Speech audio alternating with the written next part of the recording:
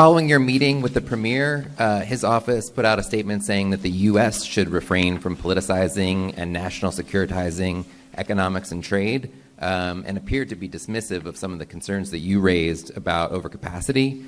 What's your response to that? And if China does not make changes, what types of measures do you think should be considered to protect the green energy industries that the Biden administration is trying to develop?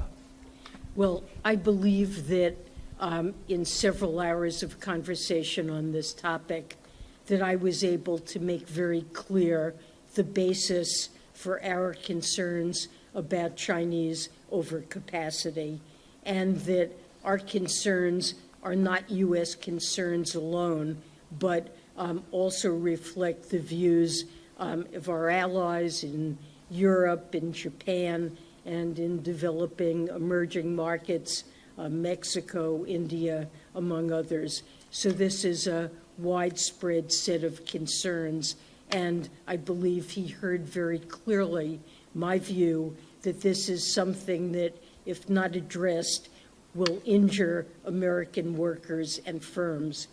And I think he also understands that we have concerns with respect to our supply chain resilience about developing undue overdependence on China as a source of supply in areas like clean energy, which will clearly be expanding in the decades ahead.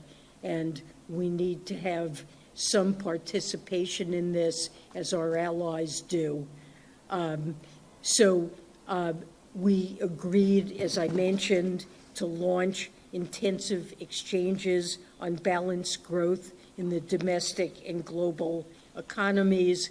The reason for that is because the Chinese have heard our concern with the potential impact on American workers and firms, and realize that we need to discuss this and address this collaboratively. You mentioned the recent stability in U.S.-China ties that some of this recent diplomacy has helped achieve. I'm wondering if this overcapacity issue does kind of become the worst-case scenario and a repeat of the first China shock, as you mentioned. I mean, is that something that you think has the potential to destabilize this recent momentum? I mean, is this central to kind of the future of the bilateral relationship, whether this issue can be resolved successfully?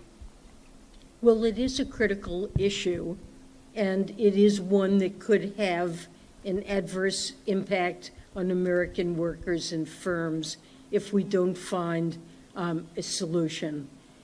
So I believe we have a commitment with the Chinese to try to work cooperatively to understand the economic concerns that each of us has.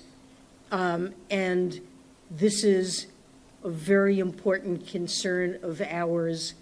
I think my job here is to make sure I've explained this very thoroughly and presented this concern at the highest levels of Chinese leadership so that they understand the importance that we attach to this. I do not want to see the U.S. economic relationship or overall relationship with China deteriorate and fray. And I believe the Chinese are undertaking these consultations and ongoing exchanges because they share a similar desire to stabilize our relationship, that we both see the benefits of a strong trade and investment relationships. As I said, there are gains to us from being able to sell into a huge Chinese market. For many American firms, it supports many jobs, and the Chinese gain similar benefits. We have a deep relationship in terms of trade and investment, and I think neither side would wish to see this relationship really to decouple. So we're working together honestly in good faith to have frank and candid discussions and to find a way forward that is constructive. On overcapacity, whether EV battery solar, anything that already exists, whether you're looking for voluntary export restrictions? Well, I don't have anything specific to say here. This is a problem that has developed over many years. I think, importantly, it reflects Chinese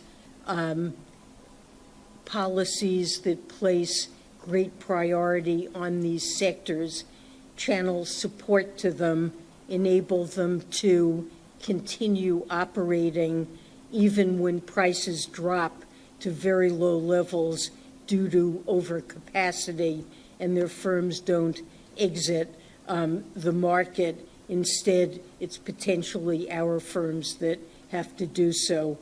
I think some changes in policy, as I mentioned, on the Chinese side are necessary and appropriate, and these are matters that we will begin discussing as early as next week when the Economic Working Group convenes again.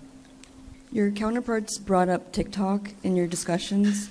Was any progress made on resolving that issue? Is it practical to ban the app in the U.S.?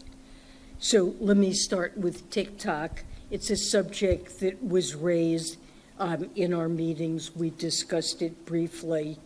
You know, the president has made clear there's a bill in the House that, if passed, he indicated he would sign. And I am certainly supportive of efforts by our administration to address national security issues that relate to sensitive personal data. So our concern here has to do with sensitive personal data and protecting it. This is a legitimate concern. It's a concern that China, for its part, also is concerned about. Many U.S. social apps are not allowed to operate in China. We would like to find a way forward. Of course, this is important to the Chinese,